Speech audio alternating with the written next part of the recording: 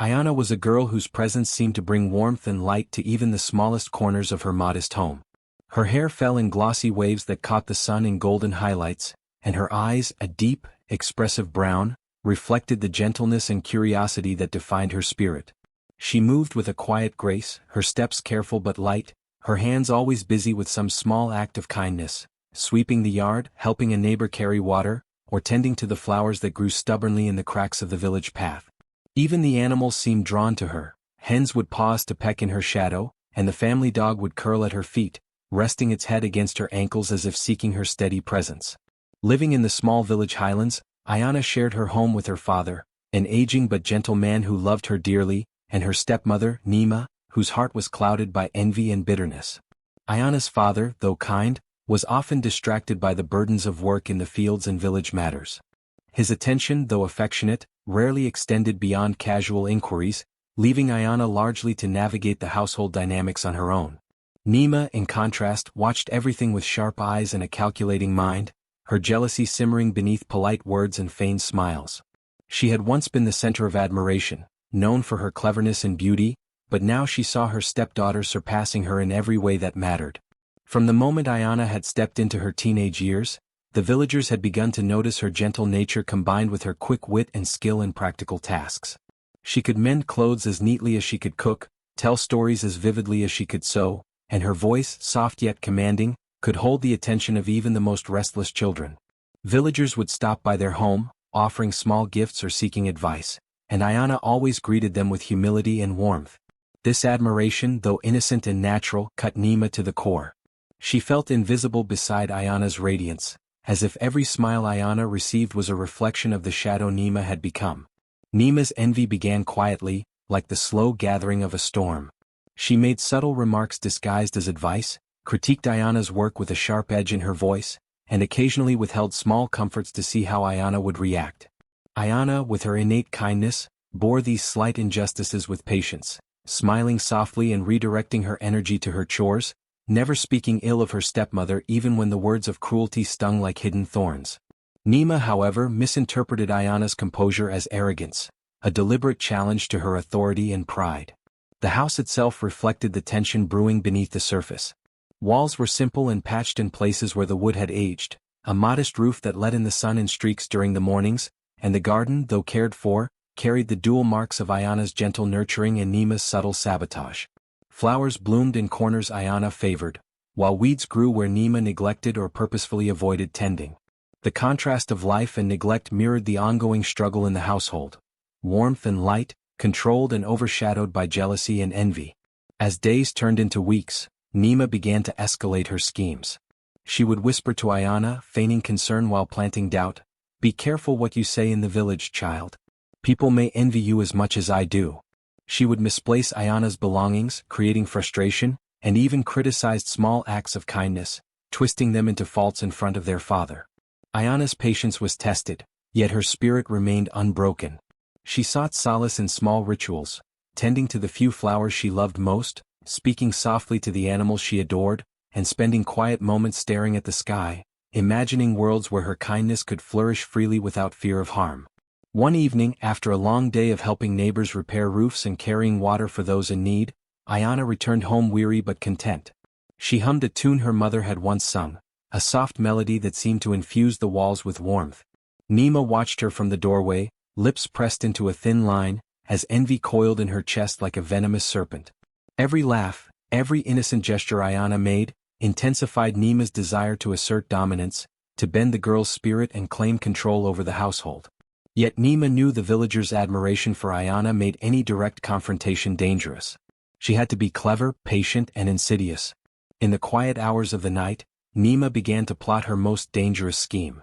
She moved through the house silently, observing Ayana as she slept, considering every flaw she could exploit, every method by which she could bring pain without arousing suspicion.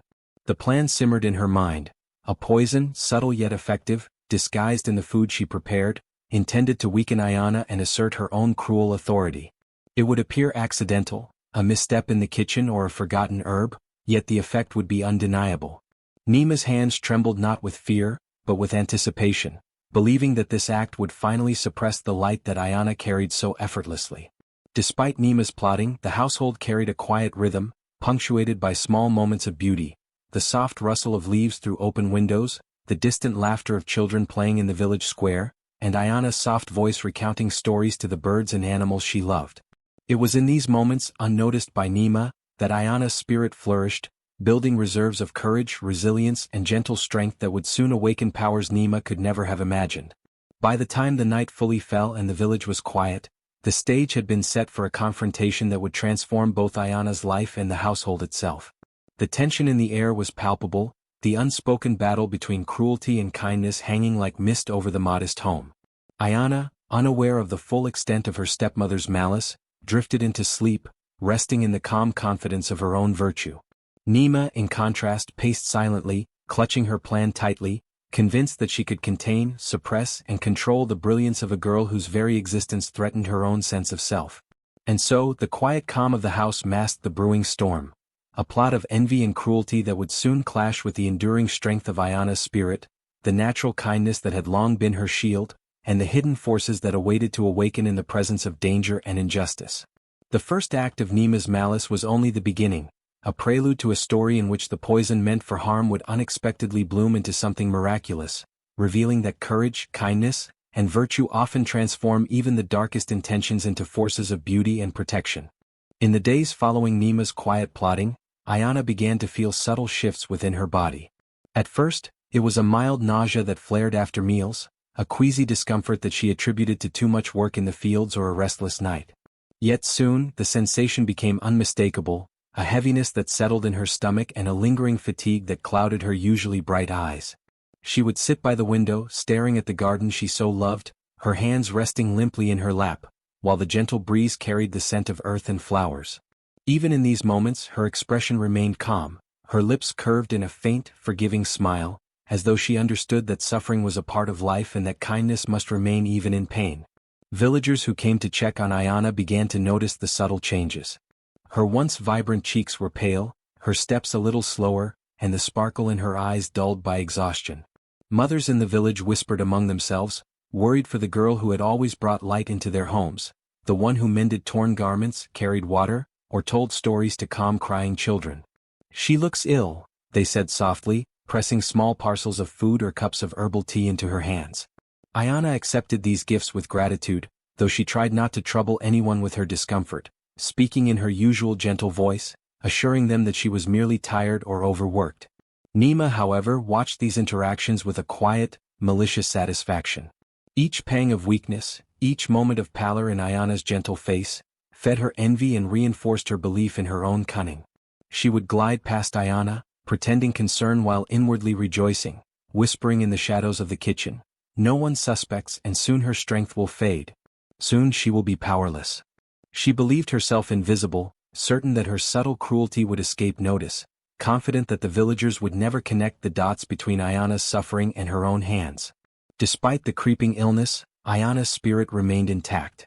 She continued to smile, to speak kindly to neighbors, and to tend to the small tasks that filled her days.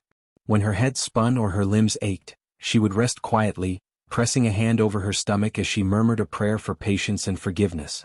Her resilience did not go unnoticed by the few who had hearts attuned to subtleties. Her father occasionally paused, seeing the faint shadows under her eyes, feeling a quiet unease, though he could not pinpoint the source.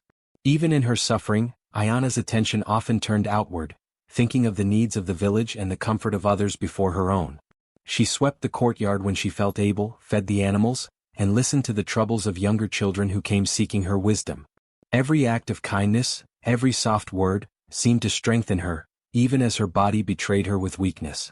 Nima's quiet triumph, however, could not touch the essence of Ayana's inner strength. The subtle, insidious plan to weaken her stepdaughter failed to comprehend that resilience could not be poisoned entirely, and that in the face of cruelty, grace and gentleness often cultivate their own hidden defenses. Ayana's very nature, her capacity for forgiveness, her calm acceptance, and her quiet attention to the world's beauty, formed a shield that Nima could neither see nor destroy. By the end of each day, when the village had returned to its routines and the sun dipped behind the distant hills, Ayana would sit by the window, her body weary but her mind alive with thoughts of hope. The golden light would fall upon her face, highlighting the determination in her eyes, the gentle curve of her smile, and the subtle signs that, though her body faltered, her spirit remained unbroken. Each pang of sickness became a quiet test of patience, each faint ache a reminder that courage and gentleness could coexist with suffering, and that even in the shadow of envy and malice, true light cannot be entirely extinguished. Nima, blissfully unaware of the inner strength she could never touch, continued to plot, certain that each moment of Ayana's fatigue marked her triumph. But in truth, every subtle pang, every moment of weakness, only deepened the girl's quiet resilience, preparing her for the extraordinary transformation that would soon unfold from the cruelty meant to destroy her. The sun hung low in the sky, casting long golden streaks across the modest home, when Nima set about preparing a feast that she hoped would finally crush Ayana's spirit. The kitchen, usually filled with the gentle aroma of herbs, freshly baked bread, and simmering stews, was now heavy with tension. Nima moved with deliberate precision, her fingers shaking slightly with the thrill of malice. Every ingredient was chosen not for nourishment but for harm. Hidden beneath the fragrant spices and tender vegetables lay a potent poison, carefully measured and disguised so that no hint of its deadly power could betray her intentions. Ayana, unaware of the danger in the simmering pots, approached the table as she always did with a smile and a soft greeting. Her hands were small and careful, steady as she helped lay out the dishes for her father, who hummed a tune of his own, oblivious to the dark plot unfolding in his home. Nima stood behind the counter, her eyes narrowing, studying Ayana as she moved, imagining the moment when the poison would take hold and the girl would finally falter. Her lips curved in a small, satisfied smile, confident that this act would remove the final obstacle to her control. As the meal began, the rich scent of roasted vegetables and warm bread filled the air. Ayana's father took a generous portion, murmuring his approval, while Ayana, ever thoughtful, placed smaller servings on her own plate, offering bites to the stray cat that lingered near the doorway. She ate with quiet grace, savoring the flavors, unaware that every bite carried the potential for harm. Nima's heart raced as she watched, every second dragging into an eternity. She expected screams, a collapse, perhaps even an anguished cry for help, but nothing happened. Ayana's face remained calm, her hands steady, her movements gentle and composed. As the minutes passed, Ayana felt the poison stirring within her, a heat that seemed to crawl along her veins, yet it did not bring the agony or weakness Nima had anticipated. Instead, a strange calm enveloped her, a clarity that settled in her mind and a warmth that spread softly from her chest outward to her fingertips. The venom that was meant to destroy her seemed to awaken something else entirely, something deep within. A dormant strength, a pulse of energy that resonated with her spirit. Her eyes brightened and she sat taller, a quiet sense of awareness growing inside her. It was as though the very essence of the poison had transformed, bending to the nature of the girl it sought to harm.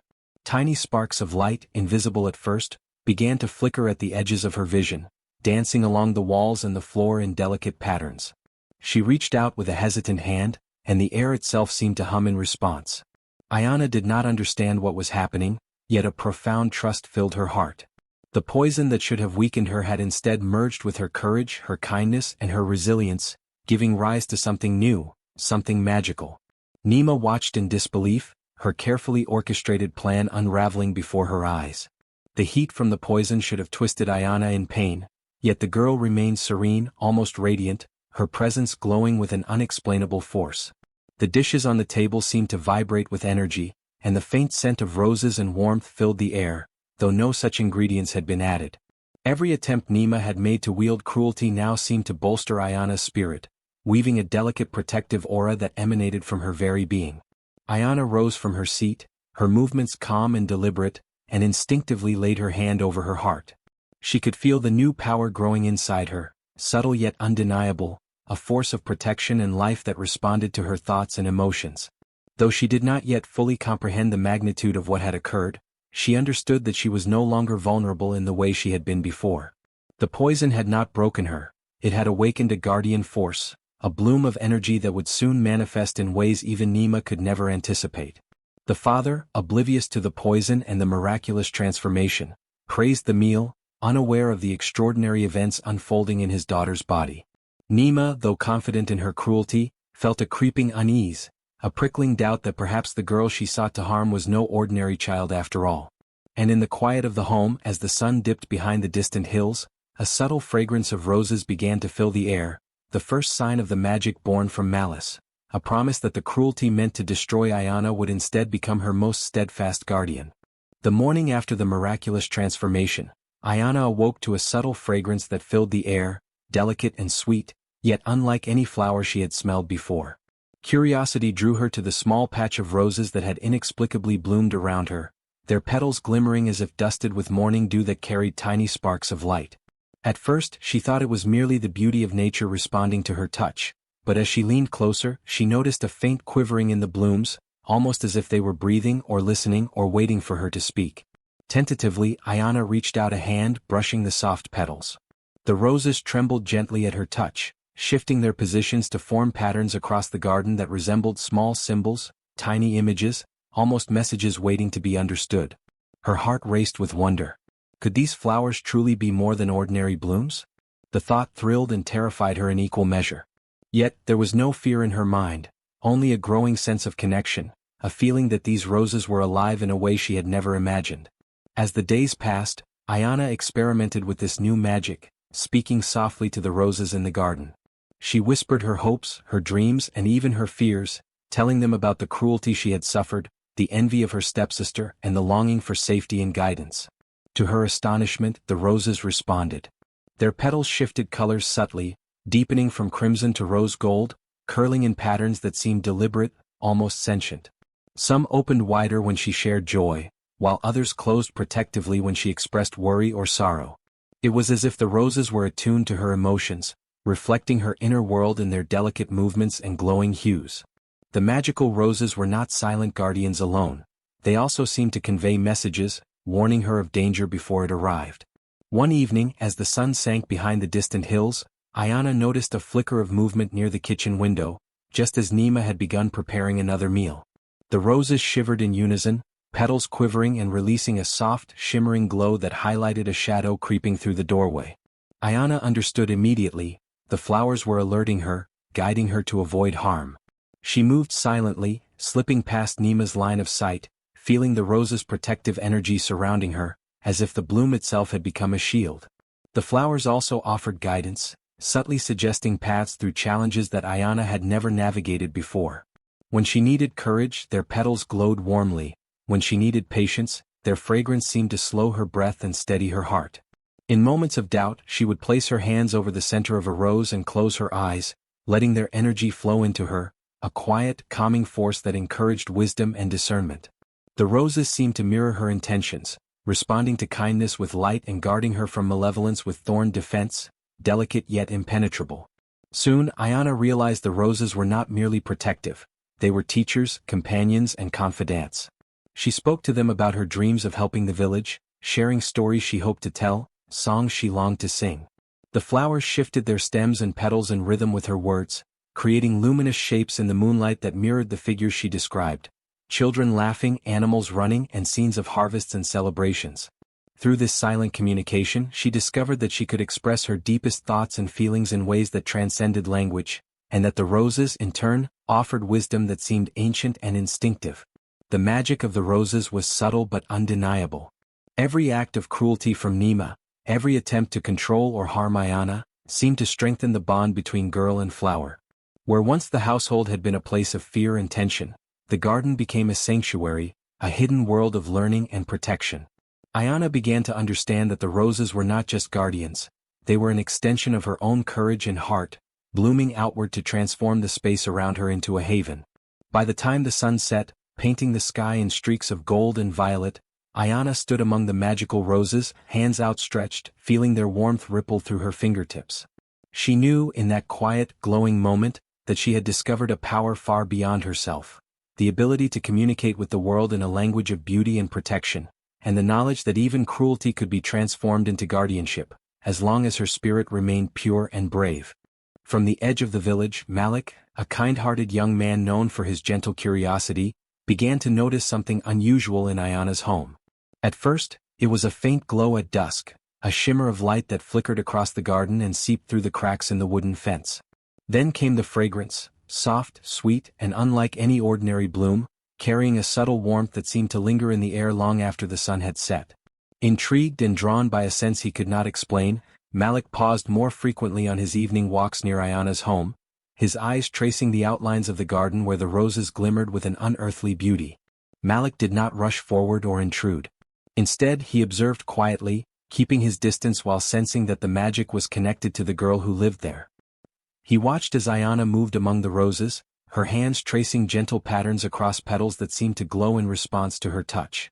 There was a rhythm, a harmony between the girl and the flowers that spoke of something extraordinary, a bond born from both kindness and adversity. The air around her vibrated softly as if responding to her heartbeat, and Malik could not help but feel awe and respect for what he saw.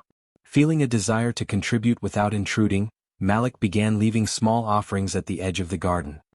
He placed herbs with calming scents, delicate brushes for painting, scraps of parchment for writing, and small tokens of encouragement, each left quietly under the cover of night.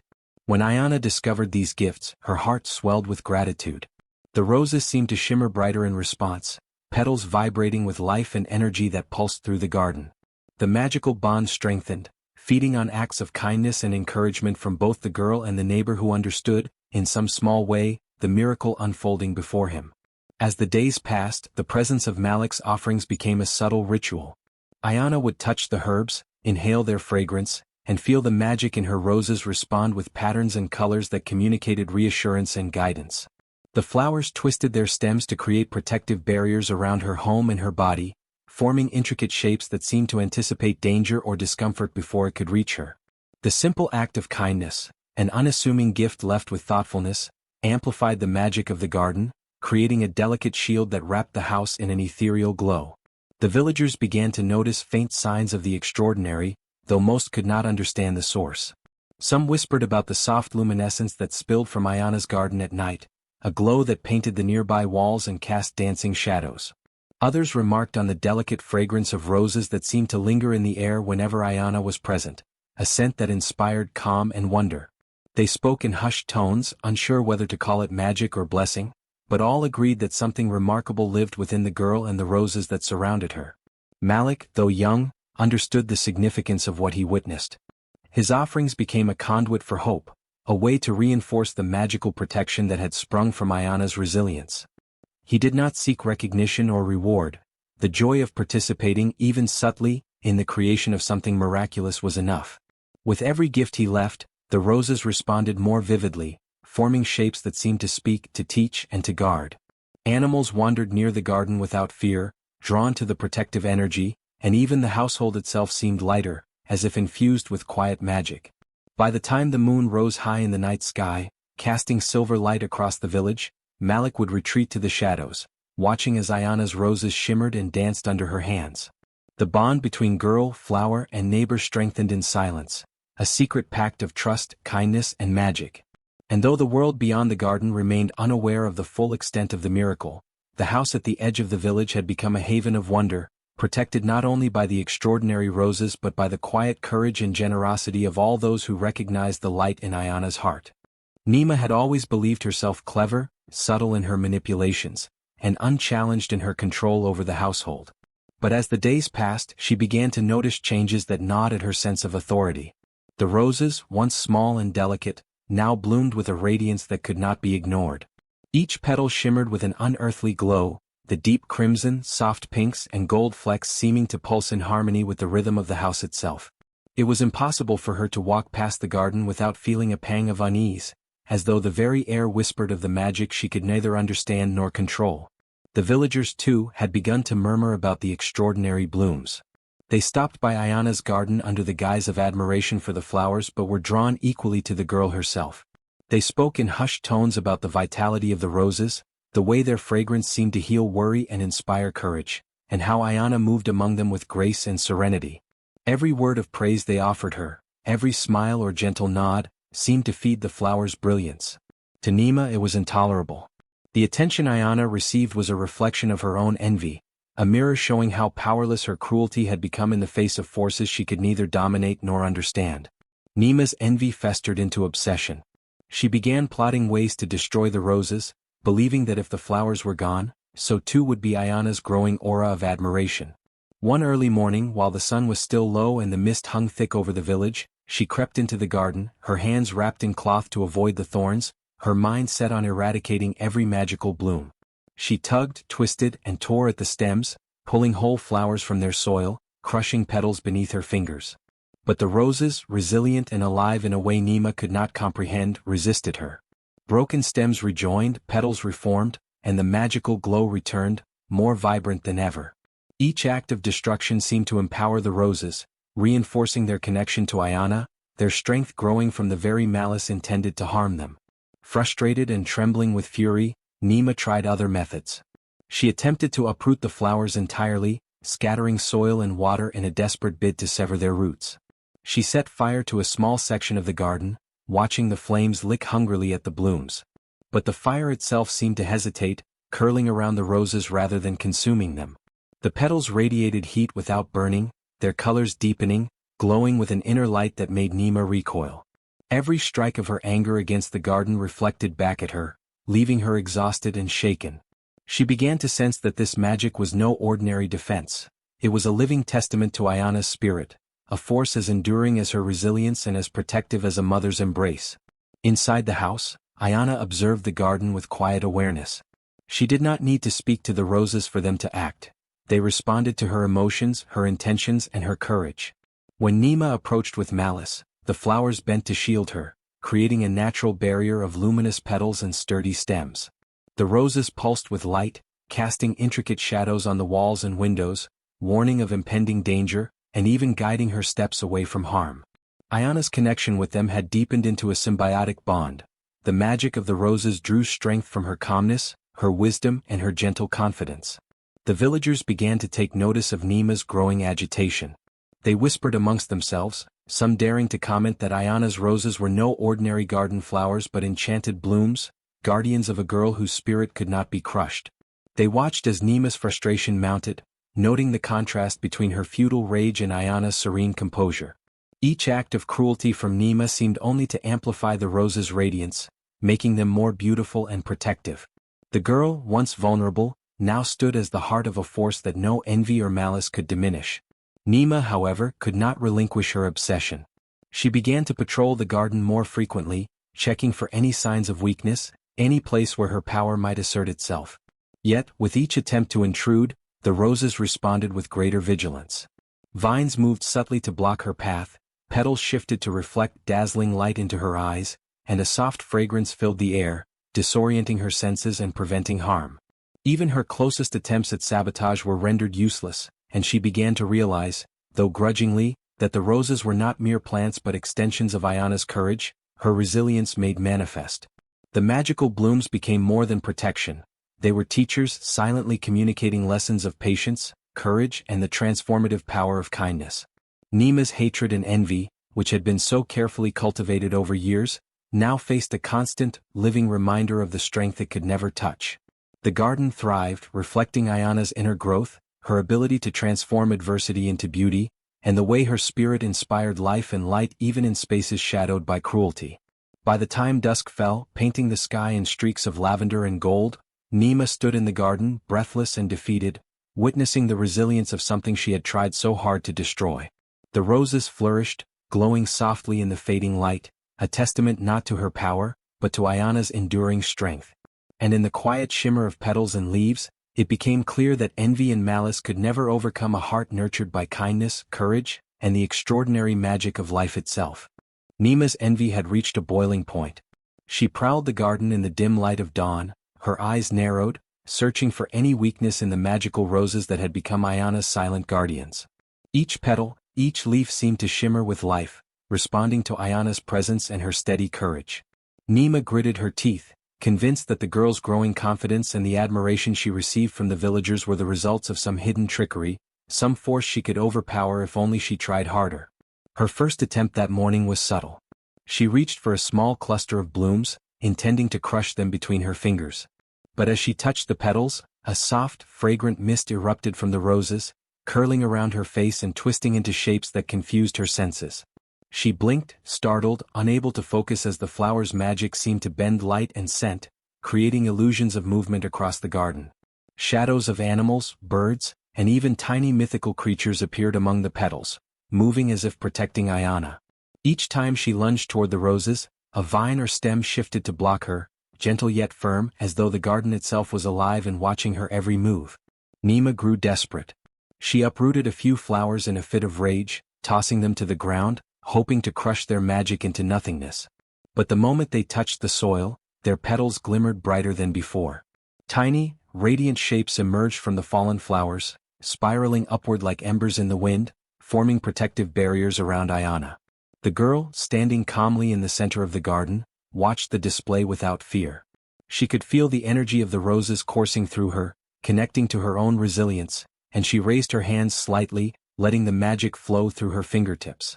Even as Nima's attacks intensified, the roses responded in ways that went beyond mere defense. Fragrant clouds drifted through the air, subtle yet powerful, disorienting her steps and softening her rage with the gentle reminder that cruelty could never dominate true courage. Shapes of glowing animals, winged guardians and protective spirits materialized around Ayana, moving with fluid grace, ensuring that not a single strike of envy could touch her. The magic of the roses was not passive. It was alive, intelligent and intimately connected to Ayana's spirit. The villagers, observing from afar, began to notice the unusual lights, the shifting shapes, and the ethereal fragrance that seemed to emanate from the garden. Whispers spread quickly, filled with awe and curiosity. They spoke of Ayana's bravery, of the miraculous blooms that protected her, and of the girl's radiant presence, strengthened by the very adversity meant to harm her. Each act of cruelty from Nima, instead of diminishing Ayana, amplified her strength and beauty, making her a living symbol of resilience and grace. By midday, Nima was exhausted, her fury unspent but her plans repeatedly thwarted. The roses, vibrant and unyielding, glowed softly around Ayana, a protective aura that radiated both warmth and light. Even in her desperation, Nima could not deny that the magic was bound to the girl's courage, that every attempt to harm her had instead nurtured her strength. With each failed strike, the garden pulsed with life, and Ayana's calm, radiant presence reminded the household that true power lies not in cruelty or envy, but in the courage to endure, the wisdom to remain gentle, and the ability to transform adversity into beauty. As the sun dipped below the horizon, casting long shadows across the village, the roses stood tall and vibrant, a living testament to Ayana's resilience. And in the quiet shimmer of petals and leaves, it became evident, no act of malice could overcome the guardianship of courage, the light of hope, or the magic of a heart protected by both love and extraordinary flowers. One late afternoon, as the golden sun poured over the village, Ayana's father, Jabari, wandered toward the garden. He had long been aware of whispers about the miraculous roses, the radiant blooms that seemed to flourish beyond explanation. Yet he had never fully understood the depth of their magic, nor the trials his daughter had endured. That day, drawn by a faint glimmer at the edge of the garden, he approached, curious and unsettled. From a distance, he could see Ayana standing amid the roses, her small frame bathed in the warm, shimmering light of the magical flowers. The petals glowed softly, outlining her form with a luminous halo that seemed to pulse in tune with her heartbeat. Vines and stems bent protectively around her, forming intricate, almost sentient patterns that shifted gracefully with each motion she made. His breath caught. The sight was ethereal, almost otherworldly, and he realized in that instant that there was more to his daughter's strength than he had ever imagined.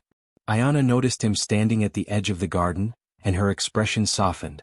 She had trusted the roses to protect her for so long, but now she felt a new courage. Taking a deep breath, she stepped forward, her voice calm yet firm. "Father, there is something you must know," she said.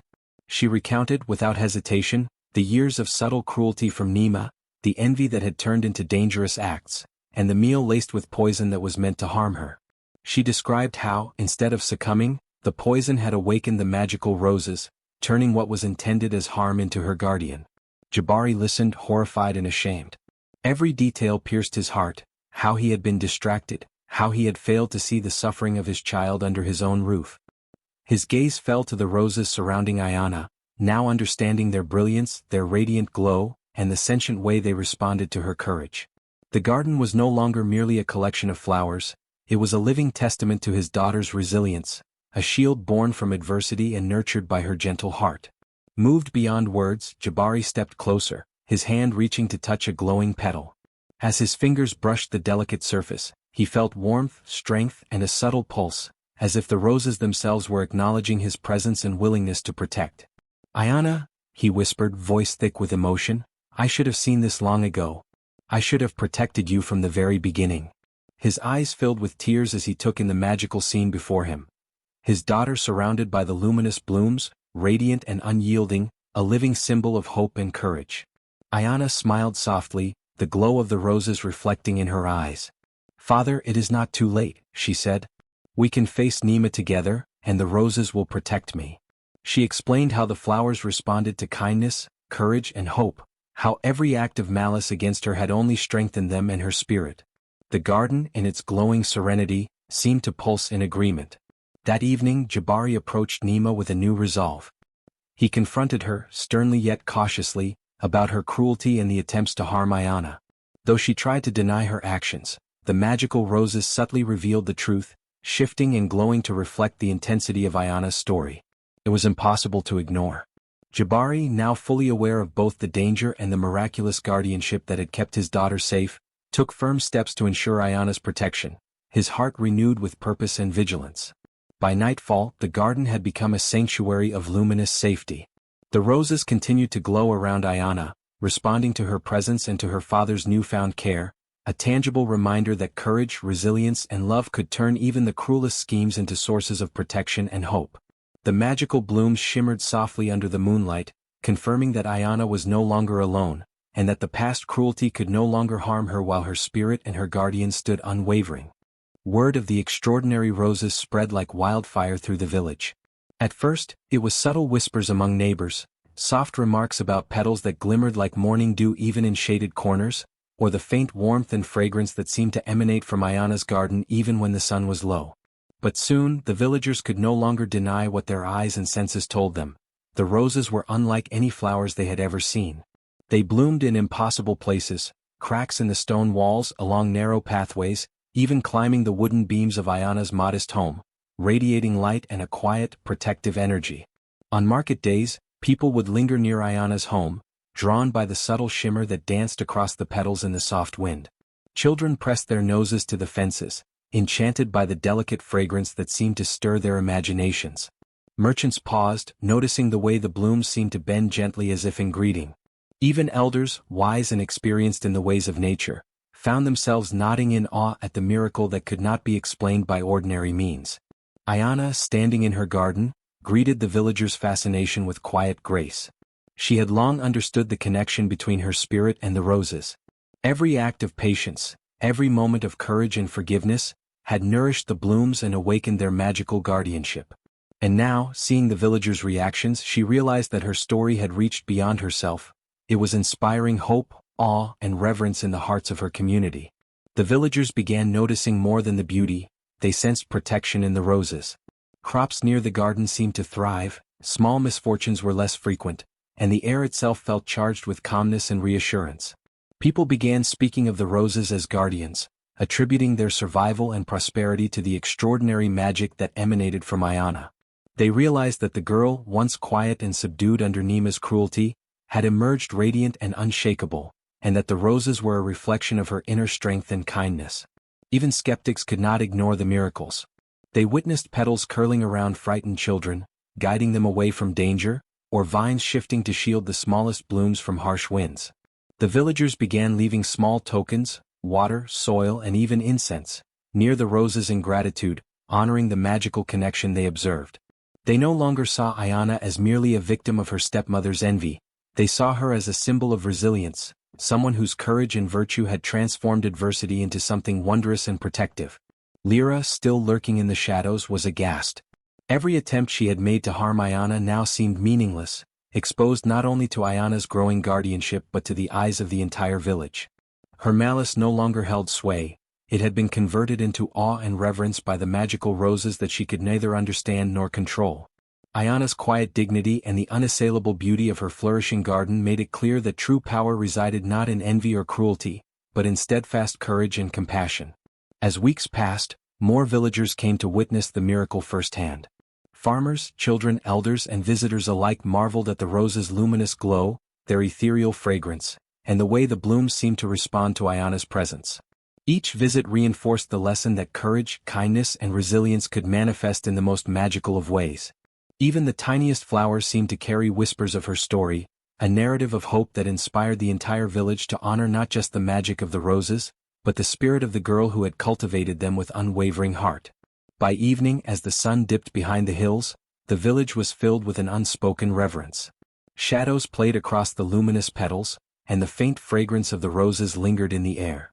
The villagers left with their hearts lifted, carrying tales of Ayana's courage and the magic that thrived from her inner strength. In their minds and stories, Ayana became more than a girl protected by roses. She became the embodiment of hope, resilience, and the extraordinary power that can bloom even in the harshest of circumstances.